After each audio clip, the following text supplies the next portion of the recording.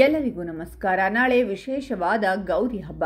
ನಾಳೆಯಿಂದ ಶುರುವಾಗಲಿದೆ ಕೋಟ್ಯಾಧಿಪತಿ ಯೋಗ. 6 ರಾಶಿಯವರು ಐಷಾರಾಮಿ ಜೀವನ ನಡೆಸುತ್ತಾರೆ.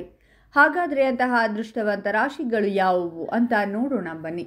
ಅದಕ್ಕೂ ಮುನ್ನ ನೀವು ಶಿವಪಾರ್ವತಿಯ ಭಕ್ತರಾಗಿದ್ದರೆ ವಿಡಿಯೋಗೆ ಲೈಕ್ ಮಾಡಿ.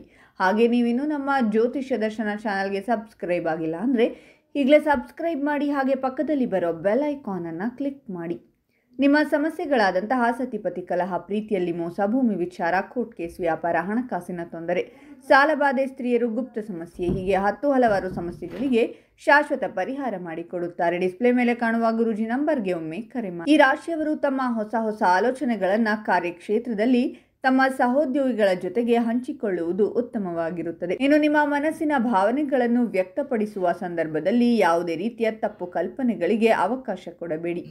ಈ ಸಂದರ್ಭದಲ್ಲಿ ರಾಶಿಯವರ ಜೀವನದಲ್ಲಿ ಆರ್ಥಿಕ ಪರಿಸ್ಥಿತಿ ಹಾಗೂ ವೈಯಕ್ತಿಕ ಸಂಪನ್ಮೂಲಗಳ ವಿಚಾರಗಳು ಸಾಕಷ್ಟು ಸದ್ದು ಮಾಡುತ್ತವೆ. ಯಾವ ರೀತಿಯಲ್ಲಿ ನಿಮ್ಮ ಖರ್ಚುಗಳಿಗೆ ಅನುಗುಣವಾಗುವ ರೀತಿಯಲ್ಲಿ ಆದಾಯವನ್ನು ಸೃಷ್ಟಿಸಬೇಕು ಎನ್ನುವ ವಿಚಾರದ ಬಗ್ಗೆ ನೀವು ಈ ಸಂದರ್ಭದಲ್ಲಿ ಯೋಚನೆ ಮಾಡಬೇಕಾಗುತ್ತೆ.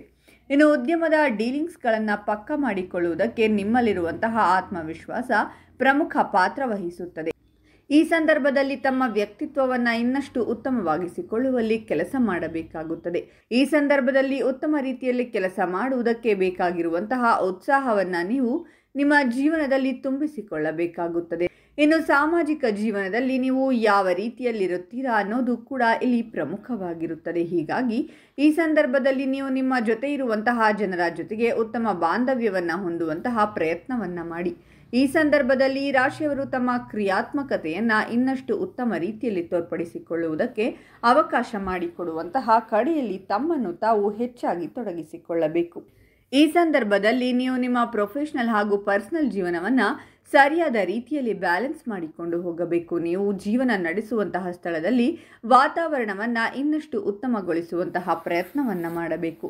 ಹೀಗಾಗಿ ನಿಮ್ಮ ಕುಟುಂಬಸ್ಥರ ಜೊತೆಗೆ ನಿಮ್ಮ ಬಾಂಧವ್ಯವನ್ನು ಇನ್ನಷ್ಟು ಉತ್ತಮಗೊಳಿಸಿಕೊಳ್ಳಬೇಕು ಹಾಗೂ ಸಾಮರಸ್ಯವನ್ನು ತುಂಬಿರುವಂತಹ ವಾತಾವರಣವನ್ನು ನಿರ್ಮಾಣ ಮಾಡಿಕೊಳ್ಳಬೇಕಾಗಿರುತ್ತದೆ. ಒಟ್ಟಾರೆಯಾಗಿ ನಿಮ್ಮ ಪ್ರೀತಿ ಪಾತ್ರರ ಜೊತೆಗೆ ಉತ್ತಮ ಕ್ಷಣಗಳನ್ನು ಕಳೆಯುವಂತಹ ಕೆಲಸವನ್ನು ನೀವು ಪ್ರಮುಖವಾಗಿ ಮಾಡಬೇಕು. ನಿಮ್ಮ ಉದ್ಯೋಗ ಕ್ಷೇತ್ರದಲ್ಲಿ ಕೂಡ ಬೇರೆ ರೀತಿಯ ಅಭಿಪ್ರಾಯಗಳಿಗೂ ಕೂಡ ನೀವು ಮುಕ್ತವಾಗಿ ಇರಬೇಕಾಗಿರುತ್ತದೆ. ಇದರಿಂದಾಗಿ ನೀವು ಹೊಸ ವಿಚಾರಗಳನ್ನು ಕಲಿತುಕೊಳ್ಳಬಹುದಾಗಿದೆ. ಯಾವತ್ತೂ ಕೂಡ ಉದ್ಯೋಗದಲ್ಲಿ ನೀವು ಏನು ಹೇಳಬೇಕಂತ ಇದ್ದೀರೋ ಅದನ್ನು ಸರಿಯಾದ ರೀತಿಯಲ್ಲಿ ಕೇಳುಗರಿಗೆ ಅರ್ಥ ಮಾಡುವ ರೀತಿಯಲ್ಲಿ ಹೇಳಿ. ಇದರಿಂದ ಯಾವುದೇ ರೀತಿಯಲ್ಲಿ ಗೊಂದಲ ಸೃಷ್ಟಿಯಾಗುವುದಿಲ್ಲ. ಈ ಸಂದರ್ಭದಲ್ಲಿ ಆರ್ಥಿಕ ಪರಿಸ್ಥಿತಿ ಹಾಗೂ ವಸ್ತು ವಿಷಯದ ಬಗ್ಗೆ ಪ್ರಮುಖವಾದ ಗಮನ ವಹಿಸಬೇಕಾದಂತಹ ಪರಿಸ್ಥಿತಿ ಬರುತ್ತದೆ. ನಿಮ್ಮ ಬಜೆಟನ್ನು ಸರಿಯಾದ ರೀತಿಯಲ್ಲಿ ಗಮನಿಸಿ. ಭವಿಷ್ಯದಲ್ಲಿ ಯಾವ ರೀತಿಯಲ್ಲಿ ಅವುಗಳಿಗೆ ಹಣವನ್ನು ಹೂಡಿಕೆ ಮಾಡಬೇಕೆನ್ನುವಂತಹ ಲೆಕ್ಕಾಚಾರವನ್ನು ಮೊದಲೇ ಮಾಡಿಟ್ಟುಕೊಳ್ಳಿ. ಇನ್ನು ಈ ಸಂದರ್ಭದಲ್ಲಿ ನೀವು ತಯಾರಿಸುವಂತಹ ಕ್ರಿಯಾತ್ಮಕತೆಯ ಐಡಿಯಾಗಳು ಹೊಸ ಅವಕಾಶಗಳನ್ನು ಹುಟ್ಟುಹಾಕುವಂತಹ ಸಾಧ್ಯತೆಗಳು ಕೂಡ ಹೆಚ್ಚಾಗುತ್ತವೆ. ಹಾಗಾದರೆ ಇಷ್ಟೆಲ್ಲ ಅದೃಷ್ಟ ಫಲಗಳನ್ನು ಪಡೆಯುತ್ತಿರುವ ರಾಶಿಗಳು ಯಾವುವೆಂದರೆ ಮೇಷರಾಶಿ, ಕಟಕ ರಾಶಿ, ಸಿಂಹರಾಶಿ, ವೃಶ್ಚಿಕ ರಾಶಿ, ತುಲಾರಾಶಿ ಮತ್ತು ಕುಂಭರಾಶಿ. ಇವುಗಳಲ್ಲಿ ನಿಮ್ಮ ರಾಶಿ ಇದ್ದರೂ ಇಲ್ಲದಿದ್ದರೂ ಓಂ ಶಿವ ಪಾರ್ವತಿಯ ನಮಃ ಅಂತ ಕಾಮೆಂಟ್ ಮಾಡಿ. ಈ ವಿಡಿಯೋವನ್ನು ಲೈಕ್ ಮಾಡಿ ಮತ್ತು ಎಲ್ಲರಿಗೂ ಶೇರ್ ಮಾಡಿ.